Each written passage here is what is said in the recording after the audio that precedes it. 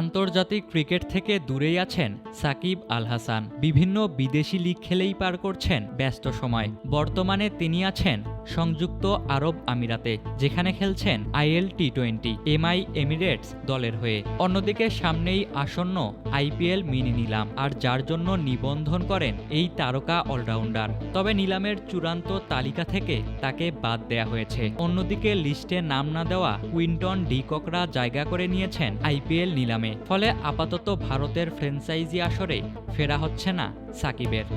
IPL এর আগামী আসরের আগে নিলামে নাম লিখিয়েছিলেন 1390 ক্রিকেটার, কিন্তু নিলামের আগেই হাজারের বেশি ক্রিকেটারকে ছাঁটাই করে ভারতীয় ক্রিকেট বোর্ড। চূড়ান্ত লিস্টে রাখা হয়েছে 350 জন ক্রিকেটারকে। তাদের মধ্যে 240 জন ভারতের আর 110 জন বিদেশি। এখান থেকে 77 জন খেলোয়াড়কে দলে ভেড়াবে IPL দলগুলো।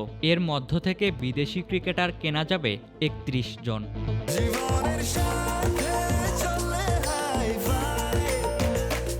স্বাস্থ্যকর অল টাইম হানিকম, সব সময় অল টাইম হেলদি লাইফ। অন্যদিকে প্রাথমিক লিস্টে নাম লিখিয়েছিলেন সাকিব। তার ভিত্তিমূল্য ছিল 1 কোটি রুপি। তবে চূড়ান্ত লিস্ট থেকে তাকে বাদ দেয়া হয়েছে।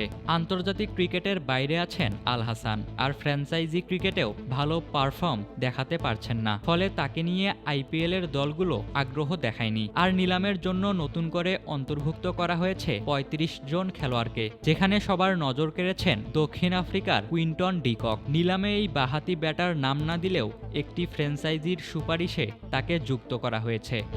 তার ভিত্তিমূল্য ধরা হয়েছে 1 কোটি রুপি, যা আগের নিলামের অর্ধেক। গত আসরে 2 কোটি রুপিতে তাকে দলে নেয় কলকাতা। তবে মৌসুম ভালো কাটাতে পারেননি বাঁহাতি এই ব্যাটার, ফলে তাকে ছেড়ে দেয় সাবেক চ্যাম্পিয়নরা। আর হঠাৎ করে ডিকককে নিয়ে IPL দলগুলোর আগ্রহ অস্বাভাবিক নয়। সম্প্রতি আন্তর্জাতিক অবসর থেকে ফিরেছেন তিনি। পাকিস্তানে শতক হাঁকানোর পর ভারতের বিপক্ষে শেষ ওয়ানডেতেও করেছেন সেঞ্চুরি।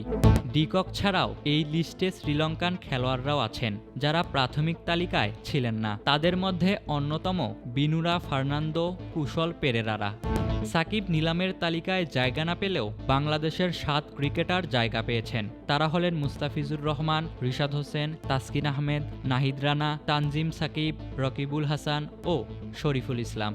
তবে মুস্তাফিজ ছাড়া অন্য কারো দল পাওয়ার সম্ভাবনা খুবই কম। তিনিও রিশাদ ছাড়া অন্য কারো নাম হয়তো নিলামে নাও উঠতে পারে।